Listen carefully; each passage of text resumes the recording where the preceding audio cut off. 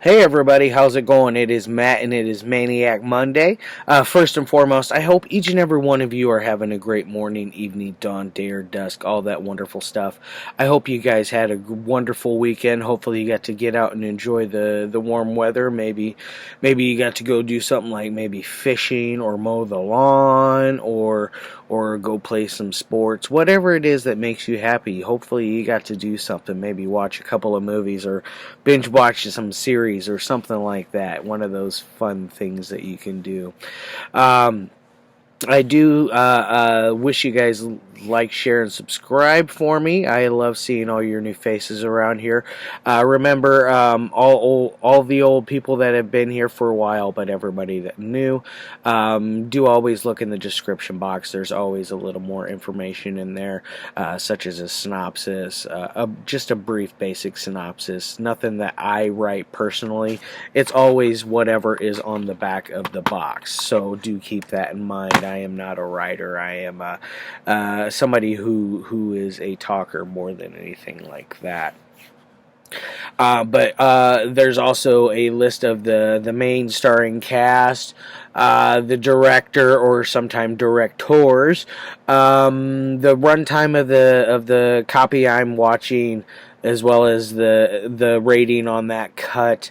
And what else do I put in there? A couple little trivia facts in there for you guys in case you want to learn something new or just something quirky or silly about the movie that I thought, oh, you know what, this is worthwhile to mention, something like that. Because this one had a couple little tidbits that I wanted to throw out there for sure.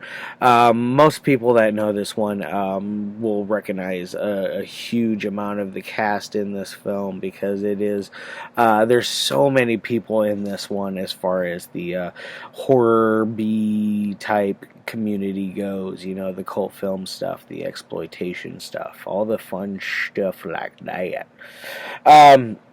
Let's get on to the movie itself. This one, it came out in 1991. This is only PG-13, folks. It is one of those, I think it only says the word shit, like, twice. But that is all that there is as far as what kind of rating it would get. It's not anything that deserves an R or anything like that. And it is definitely just above PG level because there is a lot of cartoonish violence, but honestly, I think it could be a PG movie other than shit said in there twice. That's the only thing that I would say would make it that. So you can pretty much watch this one with anybody, so keep that in mind. Part 2, I believe, is rated R, so do keep that in mind as well.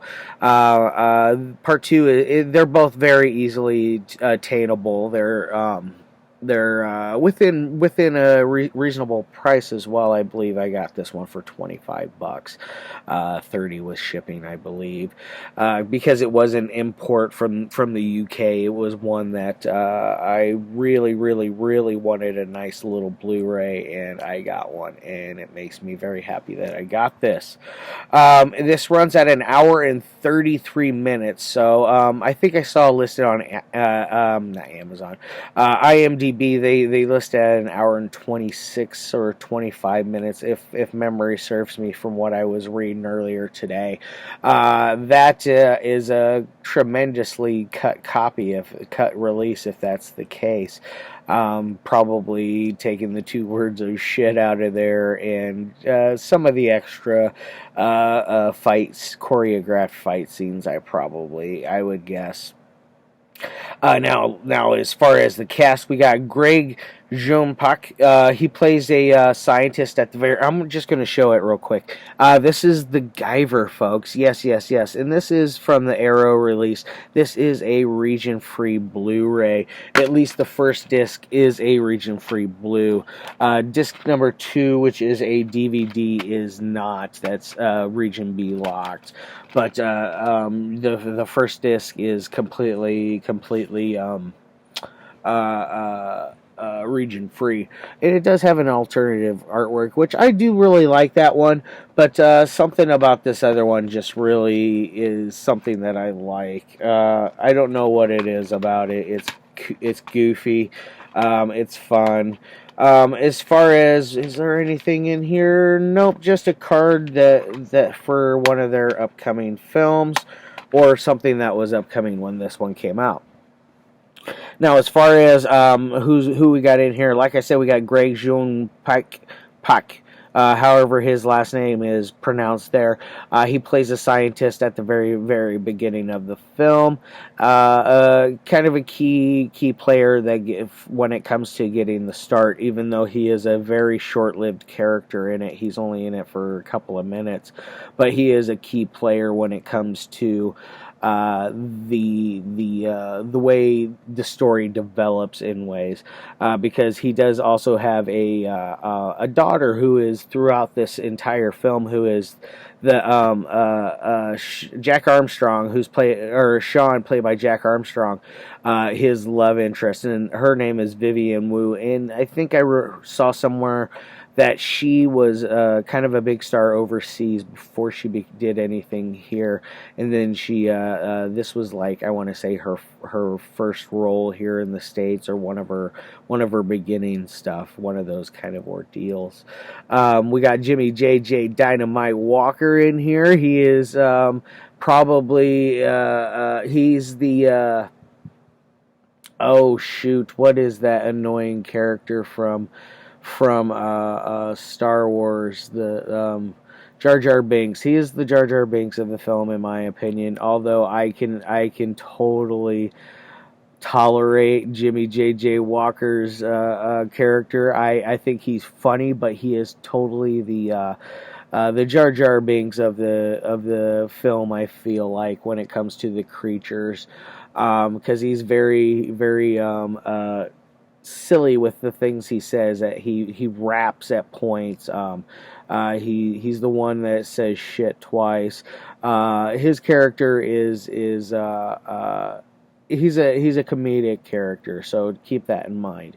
We got Peter Spellos in there, which I think I remember him from what was it, Slumber Party Massacre 2, and then a few other things, but that's the first thing that I think of, if that's the right guy.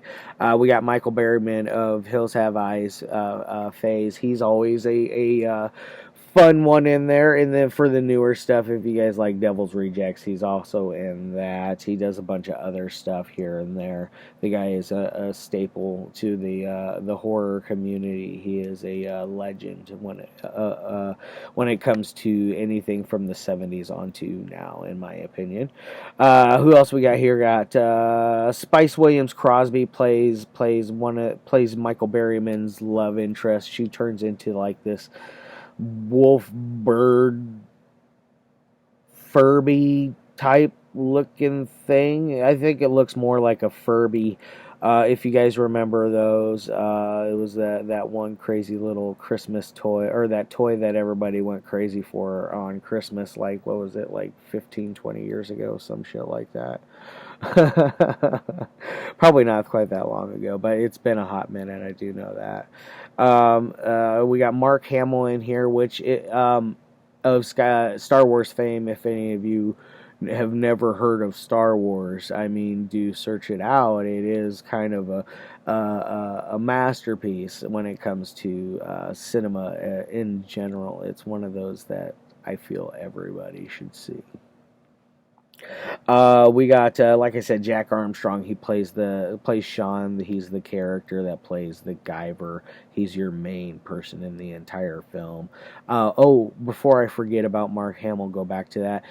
There's a funny little thing with how, if you look at some of the artwork for it, it's just wretched, and it shows the Guyver's face, and it's like split in half, and you got Mark Hamill's face over it, and Mark Hamill's name over, like, boldly written over the Guyver's head, and it's like, it leads you to believe that old Luke Skywalker himself is playing the Guyver, which no, he's barely in the movie. He plays an okay type character. He's one of those you can either live or live without. You know, he's not really too key in my opinion. Other than he's there for this one magical scene towards the end where he turns into this like bug human creature hybrid. I don't know what the hell it was, but they're called zoonoids, by the way. But that was crazy fun. Like I said, we got Vivian Wu in here. We got David Gale from Reanimator, and also Jeffrey Combs from Reanimator. They are amazing duo together. They're both amazing on their own. I can't say anything bad about either Jeffrey Combs or David Gale. Rest in peace, David Gale. Do check out movies with them. And it's also got a small appearance from one of my favorite Scream Queens of all time, Linnea Quigley. Although she's only in there for a couple of minutes as well, but she is listed as a starring character, so that's how her name got listed on there. And then this is directed by Steve Wang and Screaming Mad George. They both co-directed. They both did a team effort of directing this, and it's in my opinion, I think they did a great job. As far as what it's about the scientist that, like I said earlier, he steals this thing called the Guyver, which is a weapon, and it's created by aliens, and anybody that it attaches itself to becomes expands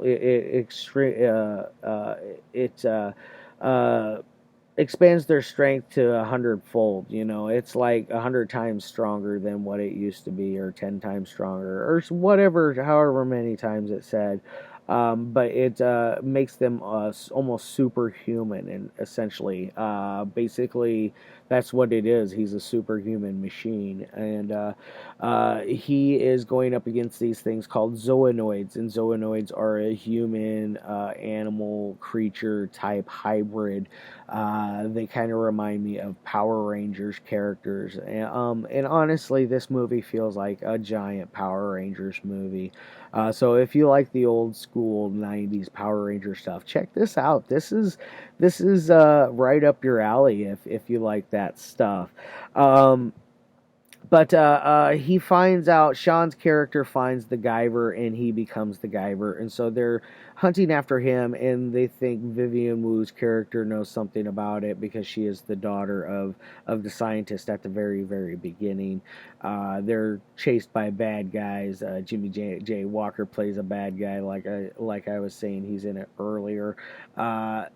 There's a fun little duel at the end between the Guyver and the main villain of the film, which I'm not going to tell you who the main villain of the film is, but you need to watch this one to see it, to believe it. There's so many like fun choreographed fight scenes. There's little bits of humor that I feel like make the movie fun. I know a lot of people that dislike this movie just because of the comedic value of it, considering that the second one is like straight up serious. It's based off of a manga or a manga, however you pronounce that. It's based off of that. So where was I going on with that? This is based off of a manga or manga. Part 2 is super serious, and there's also an animated series as well, franchise that I have not yet to watch, but I am curious because I do own part 2 as well of this one. I do own a DVD of this, but it's a really bad, piss poor quality old rental one that has a big old sticker on the cover, which makes me very, very upset because they did not. I bought it off of Amazon or eBay, one of those, and the dealer did me wrong. He sent it, and he did not tell me that the sticker was on there. He made it sound like it was just the normal Mark Hamill artwork, which that's what it was, is the Mark Hamill artwork. I would show it to you otherwise, but I am so ashamed to have it in my collection because it looks so poorly put together with the stickers on it. It just pisses me off. Anyways, as far as any kind of ratings go with this one, on a technical side, it's made to work. It does what it's set out to do. It's not it's not an Orson Welles film. This is not a James Cameron film. This is not a Stanley Kubrick film. This is a Steve Wang and Screaming Mad George film, which those guys are known for special effects. So they're not directors in their own right. But they know film from beginning to end. So they're not slouches. They do know what the hell they're doing, which it does show. They do know. There are little plot holes here and there. I'm not going to really point them out because I think you guys should watch it on your own. But there's little tidbits here and there that kind of like bug me. But other than my biggest complaint is the Mark Hamill artwork. That thing is just so deceiving. I didn't go into it knowing that. I saw this on television like back in the 90s, and so I fully knew that Mark Hamill was not the Guyver. But I'm going to give this thing a 3 on the 1 through 5 goes as far as on a technical side. But on an entertainment side, this thing is a 4. I feel like this is a 7 out of 10 movie, 6ish, 7ish. 7 depending on if you're watching it with a group of friends or something, or whoever you're watching with. 6 probably if you're watching it by yourself, because sometimes having a co-viewer can really make the experience a lot more fun. All right, so I am happy with that. You guys have a good rest of your day. I got a weird old Italian one. It's not that weird, but it's a good one. I got an old Italian one from 1980 coming at you tomorrow. I can't remember the director now, but it's got John Saxon in it. All right, guys. Love your faces.